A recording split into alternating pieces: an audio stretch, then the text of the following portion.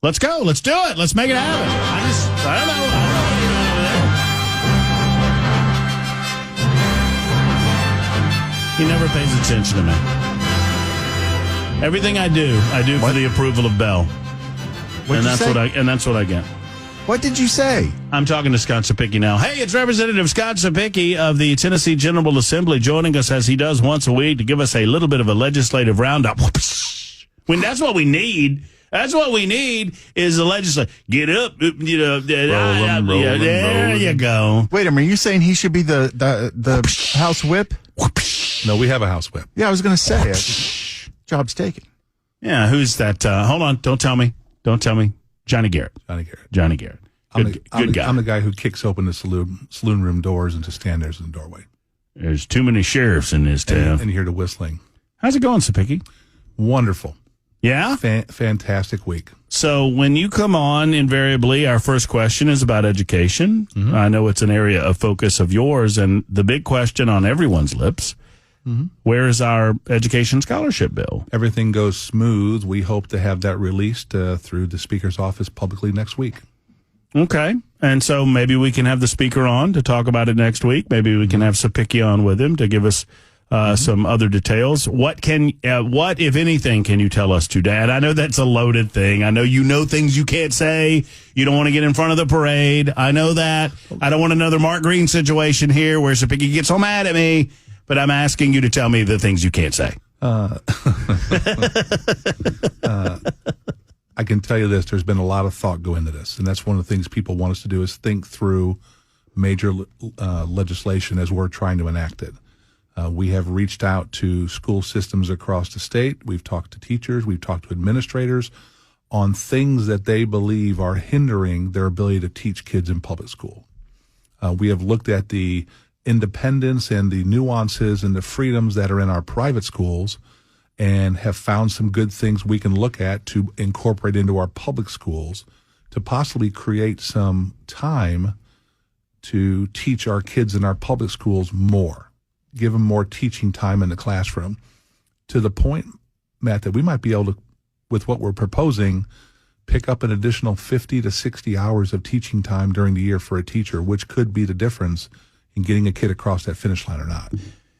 So I hear this a lot, and I want to try to cut through it because on one side, we'll hear that the kids are focusing too much on testing and not on learning. Correct. And then on the other side of that, people will say, well, how do we know if they're learning properly if we're not testing? True. So it feels like, and just from one dunderhead on the radio's perspective, but it feels like there's too many cooks in the kitchen, right? In other words, there's a lot of people coming up with different ways to assess the learning process, and they all want to do that through testing. And eventually the kids are left taking 28 different tests in a given span of time, which takes them away from what they're supposed to be doing, in which that's learning. Yeah, you want to test to verify their learning. But if you continue to test in shorter time periods, I'm confirming that they don't know.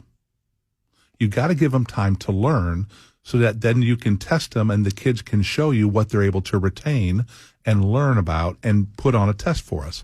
One of the things that we are really focusing in on this bill, and I'm going to call it an education freedom bill because it's going to affect public schools as much as it does school choice, to enable our teachers to take the standards we have and spend the time they need to teach our kids in public schools, and then have a test to evaluate the success of that time. But you have to give time between the tests for the kids to learn the material. And right now, I can tell you right now, in our middle schools, and every teacher in the state who listens is going to start shaking their head, yes, our kids take about 15 to 16 tests a year in middle school. Now, when I went to school, help me out here, Scott. Yes. Because when I went to school, the classroom had tests, right? We had, is that what we're talking about? Are we talking about? On top of those tests, on top of the federal, the state, and the local mandated We're talking tests. about these standardized, mandated tests. It's a test to prepare you to take a test that prepares you to take a bigger test that prepares you to take a final test. Instead of saying, okay, let's teach them, like we went to school, right? I was on the quarter system. At the end of every quarter, you had a test. Right. So you taught for 2.5 months, and then you took a test. Sure. And then you taught for another 2.5 months and took a test. Every once in a while, I'll get a pop quiz. Okay, so remember those? Yeah. Now they get to school, we test them. 2 weeks later, we evaluate them. Another 2 weeks later, they take a benchmark. Another 2 weeks later, they're taking another test. They're taking 4 or 5 tests in the quarters. Right, and the justification has become, and I'm not doubting the sincerity of people behind these types of things, but the idea being, well, we need to have these benchmark tests because by the time 9 weeks is over or whatever it might be, it's way too late. You have to start over again. So you need a benchmark every so often. But in actuality, what that does is prevent learning. Isn't that what we pay our teachers to do, to evaluate their students and keep them on track? That's what we pay them to do, right? I think, yes. You have a classroom of 30 kids, and your job is to teach them every day. And trust me, teachers know their kids very well. They know who's struggling, who's not, because they'll adjust them in the class, right? The kids that are struggling, they'll pull up to the front of the class. I will now ask questions that you may or may not be able to answer, but these are the of all of the questions I get, these are the ones that come to mind that I get asked most. Fair enough. Do you expect, from the scholarship perspective, do you expect it to be needs-based this year? Yes. Okay. Number 2, I get asked this quite a bit. What do you expect that the regulatory structure will look like in terms of what private schools I can take my kids to? In other words, if I am in a system that's not right for my child, there has to be some structure in place to say, well, this is a school that's approved by the state with regard to the scholarship money. Yes. How does that work? So there's already things in place in Tennessee code that establishes accreditation of the school. So we could put something in there hypothetically that says, being able to qualify for this for this scholarship, you have to be in an accredited school by the State Board of Education. That prevents the Matt Murphy School of Education from popping up. Just to grab money. Right. Normally, you have to get your accreditation, you have to have a track record for 3 years in Tennessee. And then the State Board evaluates your track record and says, yes, you are performing at a high level. Here's your accreditation. So these are things that we're already doing for private schools that we can use to apply to the scholarship. Right. fund. We can learn. And that's why it's taken so long, Matt, is because we've studied other states and the pitfalls they've had in this. So we're gonna write a bill that eliminates those pitfalls. But the one thing that most people have complained about, especially on the public school side, is why don't we make the private schools do the things we have to? Well, in general, and I'm speaking in general here, and sometimes you get in trouble doing that, but most people in the state of Tennessee would probably agree with us that the academic outcomes in our private schools are better than our academic outcomes in our public schools. So why don't we figure out what makes the private schools so good and let the public schools incorporate those? Is there anything, another question that I have gotten based on our conversations that we've had these many weeks about the possibilities, and we, as you just did, talk a lot in hypotheticals because we've not seen specific language. You've probably seen more than anybody, but I know you can't say what you can't say. The private schools currently have an application process. Nothing about that will change. Right. Yeah, I mean, that's already in code. It's already in state code. Right. I mean, the point being is that nothing about how a child would get into a private educational setting is going to change, except this is designed to try to eliminate the encumbrance of money. Financial problems. Financial need. Right.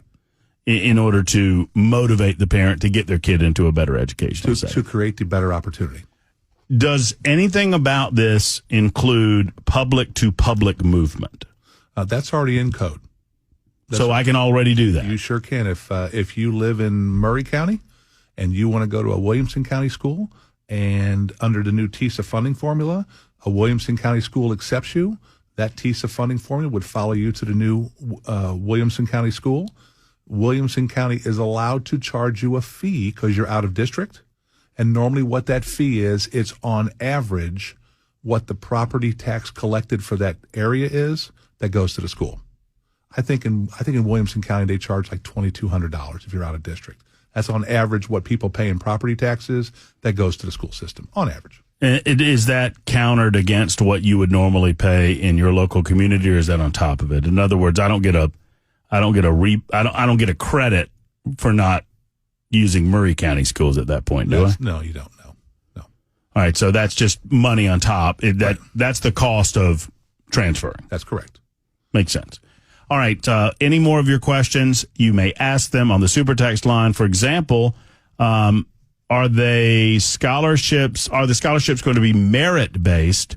Will previous academic or behavioral history factor in? Not everyone is cut out for private school. That question from 8210. Well, I'm sure the academic admissions processes for these private schools would not be altered because they're private schools. And so, you'd fill out an application, and if it's need-based, you'd put your income levels on there.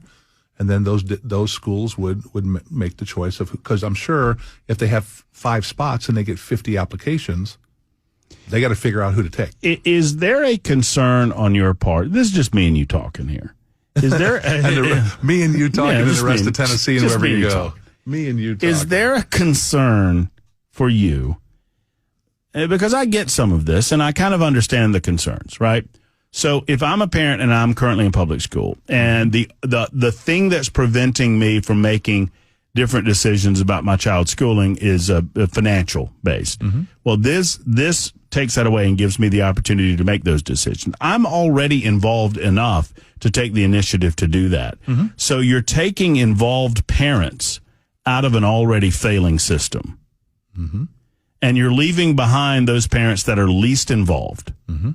Are you concerned at all that those systems are going to suffer as a result of parents and their kids who are most invested leaving those systems? No, not at all. If you look at the data out of Florida, when this school choice went into play, the amount of parent-teacher involvement in those public schools skyrocketed, because now those public schools realized that in able to keep from losing students, right, I have to compete. I have to engage my parents.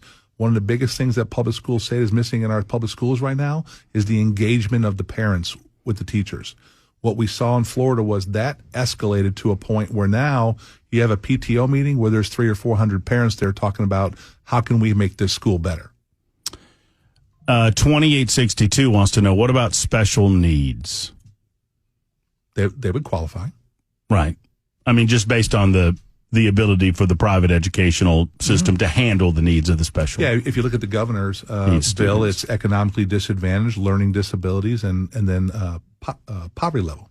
So students that have intellectual challenges, they would still qualify for this. And there's plenty of really good schools that would take a child like that. Absolutely. Well, and several people are talking about behavioral situations. Let me back up real quick, too. We already have kids that have a individual developmental educational plan, an ID. I can't remember the acronym for it is, but we already let them go to private situations out of public schools right now. That's already in state law, so that's nothing new there. And several are commenting on behavioral situations, and one of the biggest differences between private education and public education, and I think these comparisons are justified because we are giving parents more ability to shift between one to the other, is the ability for the private educational system to reject kids based on behavioral issues. And how the public education system handles that's quite different because, I mean, only in the most egregious of circumstances do you see a total and complete rejection of the student based on behavioral issues. Well, on the behavioral issue, we've already passed a bill that I ran a couple of years ago called the Teachers Discipline Act that allows the teachers to remove a repetitively unruly student from their classroom and for the administration to take action against that student to find out, first of all, is there some kind of disability here or is it just a decision on this student? But there's no behavioral issue in that private school until the kid gets into the private school and creates a behavioral issue, right? Because I'm sure on the application it's not going to say, are you a behavioral issue? That would be a discriminatory factor right there. But if you go into that private school and you create a situation, everybody knows that my children in private schools, if they create a situation, they can get expelled. They can get kicked out of school. It's one of the questions that comes up each time we talk about this, but I think it merits for those not listening last week or week before, to bring it back up. Homeschoolers don't want this because along with government money comes government strings. Will homeschool tutorials be able to refuse these funds? As I spoke about last week. Yes, you did. We have a letter from I should have brought it with me. It's the statewide organization that represents almost all the umbrella schools across the whole state. And they weighed the factors of the risk versus reward. And they sent us a letter saying, as House members, they would prefer that the homeschoolers were written out of the bill because the risk of government interference outweighs the reward. Yeah, and I don't understand how that money would move. It's tricky. It would be a trickier hurdle to jump anyway. Right. Not one that you guys couldn't tackle, but what you're hearing from the vast majority of the homeschool organizations would be, we're fine, we're doing okay, the strings are not worth the hurdles, we're good here. Right, because there's no law I can pass, there's no language I can put into the bill right now that a future General Assembly couldn't change. And so what they're looking at is, okay, right now the General Assembly may reflect that we're going to protect homeschoolers, but in the future, let's say there's some problems with fraud or waste, right? Now the General Assembly will say, well, you know what, we need to protect this taxpayer money. We're going to get to a couple of your calls, plus Scott Cepicky answers the hard questions about cold beer coming up next on 124. It's 124 on Super Talk 99.7 WTN.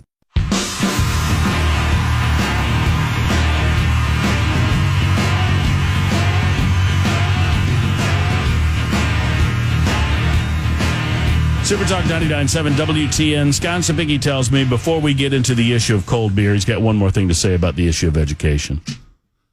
Right? I mean, you've got a piece of paper. You've got a very important-looking piece of paper over there. So we did get our test scores for our colleges and universities on graduation rates. Yay! Great news, huh? You may need a cold beer after this. Uh-oh. So our community college graduation rates now remember, community college is how many years? Supposed to be 2 years. 2 years. Yeah, associate degree, right? Yes, that's right. Our 2-year graduation rate in our community colleges is 29%. Ooh. 3 years, 34%. So they're taking an extra year. Well, that's not much better either. But TN Promise only plays for 2 years. So the third year is on their dime. Okay. Our 4-year colleges and universities, excluding UT, the system. Why are we excluding UT? Because they have their own numbers. Oh, okay. Austin P, East Tennessee State, Middle Tennessee State, et cetera. 4-year graduation rate is 36%. Let's go P. 6-year graduation rate is 56%. And then UT, the UT system, 4 years 52% and 6 years 74%. So we got some work to do. 4 year doesn't seem to mean 4 year anymore. No, it doesn't. It means a lot of school debt. A lot of cold beer. Too much cold beer. Too much cold beer amongst those college students. Does. Hey, and let me say one more thing real quick. I know there's been a lot of a kerfuffle about this whole bill that Frank Nicely had and Bud Holsey had. Let me tell you something, folks. I work with Bud Holsey in the General Assembly. He is one of the most conservative members of the General Assembly. That's Bud, B-U-D. Bud Holsey. You know, when you say that quickly, it sounds like you're saying Bud Holsey. Anyway, go ahead. We're going to bring you to an education committee one day. I like Bud Holsey. But so to say he's a rhino is just disingenuous. We've got. I want to do another segment if you can stick around, because I want to talk about the beer thing, and I want to talk about a couple of other pieces that I think are important for the folks to know about in the General Assembly. But for those that don't know the backstory, Holsey presented a piece to Frank Nicely, a senator, but he filed it in the House, right? Correct. Bud did, and then he gave, and this happens where if you are friendly with a senator, you say, hey, will you carry this in the Senate for me? And they say, sure, and they file it. That's correct. And what was the bill? It was a bill about legally determining who could be on a ballot based off of the Constitution, right? It's already described in the Constitution. If you want to run for state house, you want to run for president, you want to run for, there are qualifications you have to have. And one part of the bill that everybody got really upset about, what it said, if you're an elector for president and you have any doubt to the validity of the candidate, you cannot cast your vote for that person in the Electoral College. And people misinterpreted that as he's trying to get Trump kicked off the ballot. That is not true. So I don't know Halsey. You know him. I will vouch for him. You're vouching for him. That wasn't his intention. No way. So nicely Pulled the bill. but nicely kind of pointed the fingers at Halsey. Well, I mean, it was Bud's bill, I believe. And so the senator carried it, and then he got questioned on it, and then he pulled the bill. The bill's been pulled. Sometimes you have an idea in your head on how something should be worked out in language, And it doesn't and work it doesn't out. flow right. And sometimes it gets exposed in committee. So is Bud currently saying he recognizes that the Yes. language, it's a Yes. bad bill, and Yes. he should have pulled it, and he pulled it? He's going to pull it, and then he'll rework it and see if we can fix the language to get to true intent. Yes, Bell. Frank was getting flamed on Twitter last night. Yeah. Just brutally. And he was trying to explain to people, hey, this bill has been pulled. That wasn't the intent. This is not going anywhere. And people were just tearing him apart. And I've been there. I mean, I've had a bill that just didn't come out right in paper, and you just got to pull it. Well, but here's what I would say. A part of the problem here, and Frank already doesn't like me, so I'm not here to make further enemies of Frank Nicely. I want to make nice of Frank Nicely. And I don't know Bud that well. And he can defend the original premise of the bill. What I don't like in this process, without knowing anything further about it, is the idea of a senator and I understand you guys are friendly, but if you're a senator and I'm a House of Representatives member, and you know me like you know me, we're friends and we are like-minded, and I hand you a bill and say, hey, carry this for me, wouldn't you kind of read over it? Yes. Most of the people the senator who carries most of my bills is Joey Hensley. Okay. He's my senator. He represents my district. Joey and I serve on education together. We're very tight. We can finish each other's sentences. But let me tell you something. He reads my bills. And I bring him talking points on the bills, so we are saying the same thing on the bill. So I'll accept Frank's explanation and Bud's explanation. That's all well and good. What I don't accept is this idea that I'm handed a bill that I just file in the Senate without looking over it and making sure that I am really aware of what's going on, because my name's on it. And then in defense of the senators, I think Senator Hensley has 150 bills this year.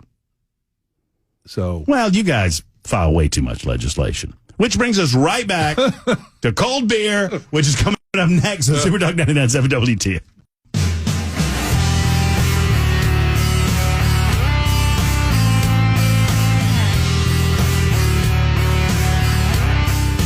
I don't know of another representative that I have developed a better relationship with than Representative Scott Cepicky. Is that a fair statement, Belkay? Yeah, I think so. He's certainly been on the show and made himself more available than anybody else has. I mean, once a week he comes in. He's available to us. We have our weekly legislative roundup during the General I have Assembly. a question for Scott, though. Well, but hold on. Before you get to that question. what's that song from Toy Story? What? The Roundup. I know what that's Woody's Roundup. Woody's Roundup. Yeah. That needs to be our song. Woody's Roundup. Okay. Well, we'll figure that out. You want to do your question first? I don't know what your question is, so I don't know. I'm looking at his bio on the Tennessee General Assembly webpage. Here we go. Professional football player for Cincinnati Bengals and Minnesota Vikings. So he doesn't talk about that. When was this? A long time ago.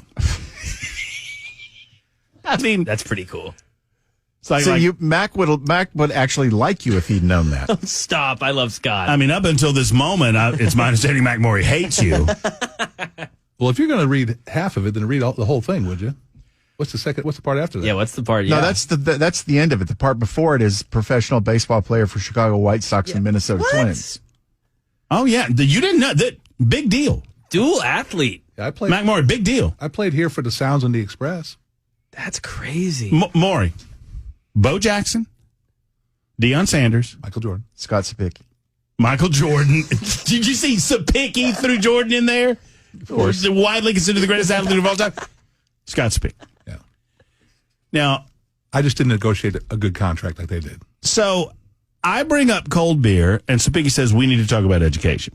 I bring up cold beer, and Cepicky says, I need to talk about higher ed. I bring up cold beer, and Cepicky said, oh, I need to have one more thing. What was the last one? What time's the show in? What was the last one that you brought up? You said folks are asking you about Impact fees. impact fees. Can I just get a quick poll of the listening audience? Who wants to talk about cold beer and who wants to talk about impact fees? Cold beer.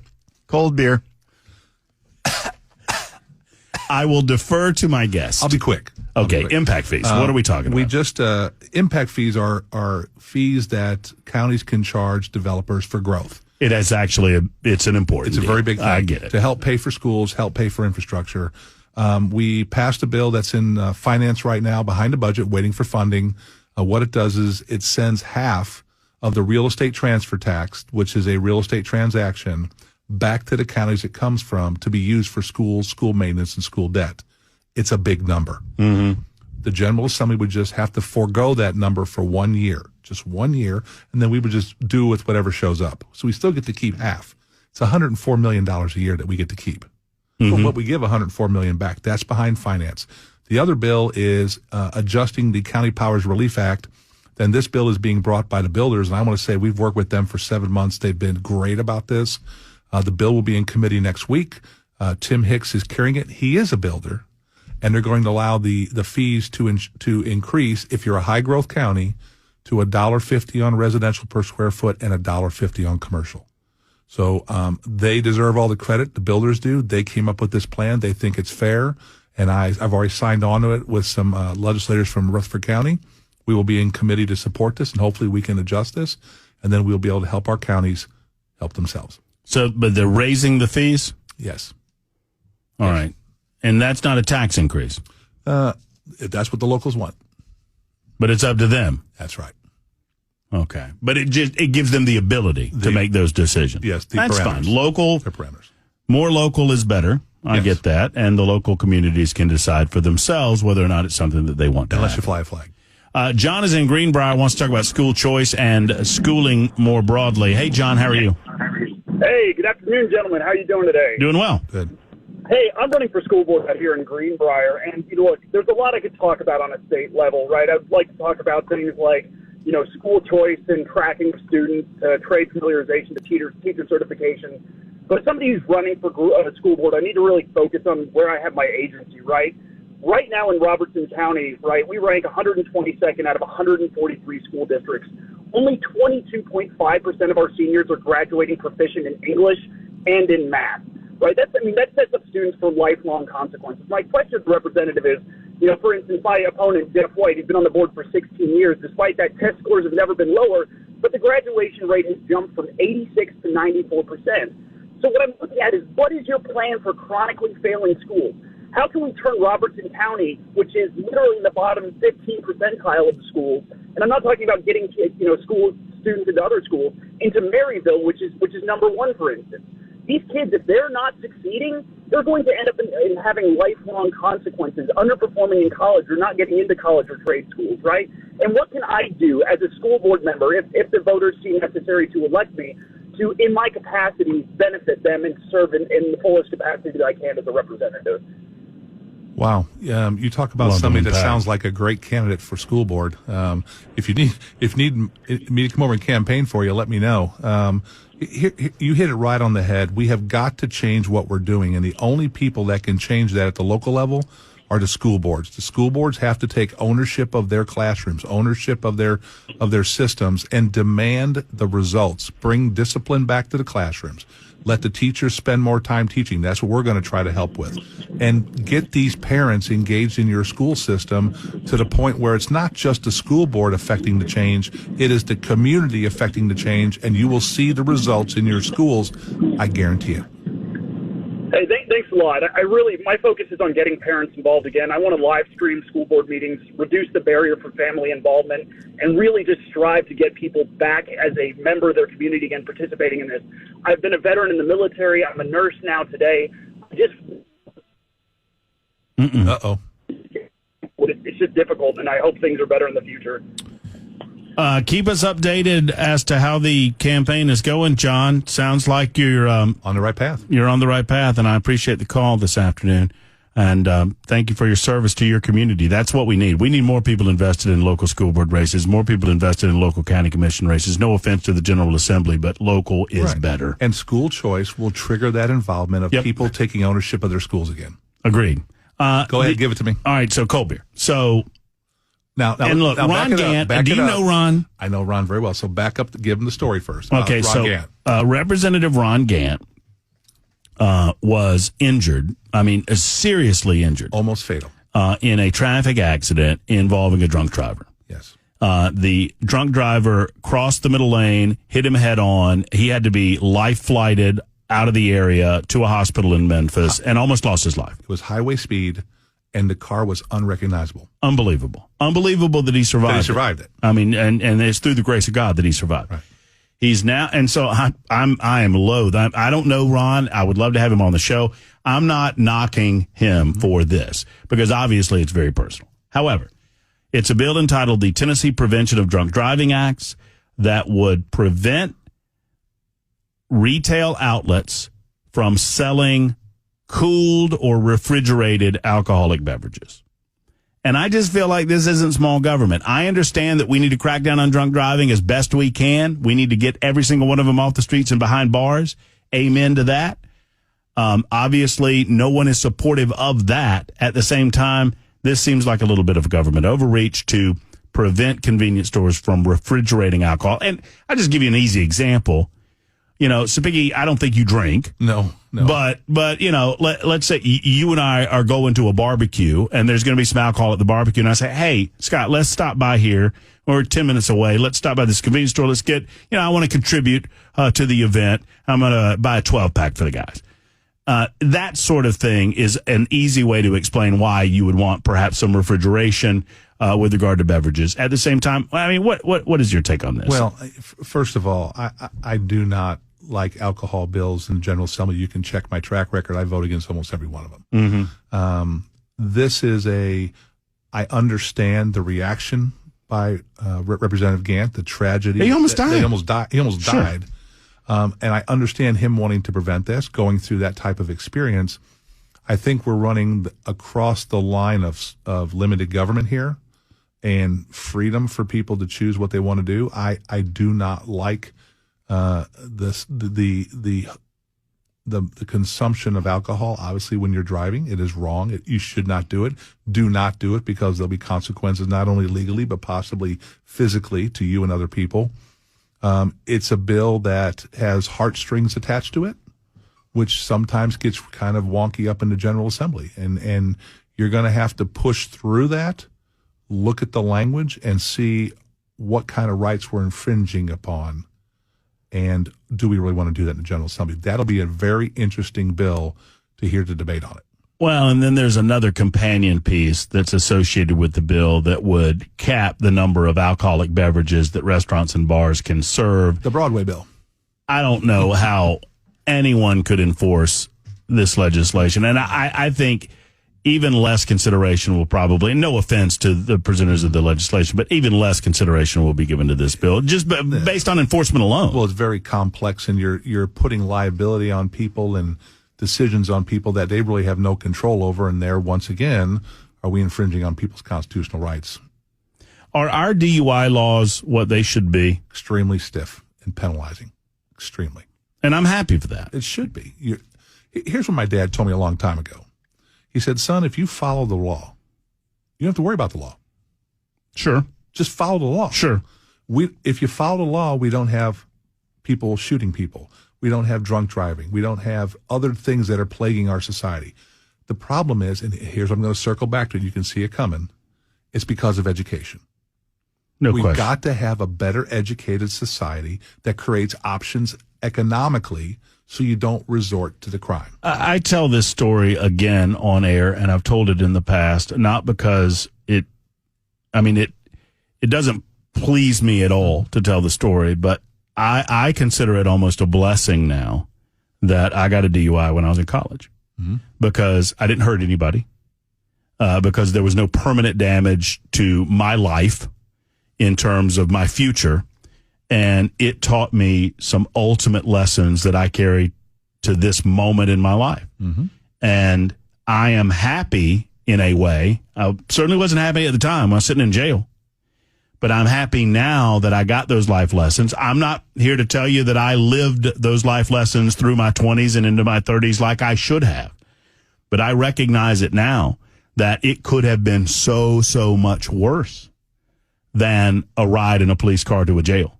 Live your life with the intent to stay out of the back of a police car with handcuffs on. Or without the knowledge that you've hurt someone or, God forbid, killed someone. That's right. And so education, Matt, is the key to solving our societal woes. The founding fathers knew that. They were the most educated people in the country at the time. And they crafted laws based off of education. Get yourself educated. These graduation rates we talked about are unacceptable. We'll be addressing these shortly with our higher ed people. We look forward to it. Thank you for the better part of an hour, Scott Cepicky. We appreciate you. Next week, maybe there's a bill. Next week. We'll see. We're looking forward to it. We're going to replace Cepicky with somebody far more important. Yes, probably the speaker. Maybe. The speaker. I just say that just to see the look on your face. I still love you. It doesn't matter. I love you too, Scott Cepicky. Representative Scott Cepicky on the program with us. We'll be back in just a moment.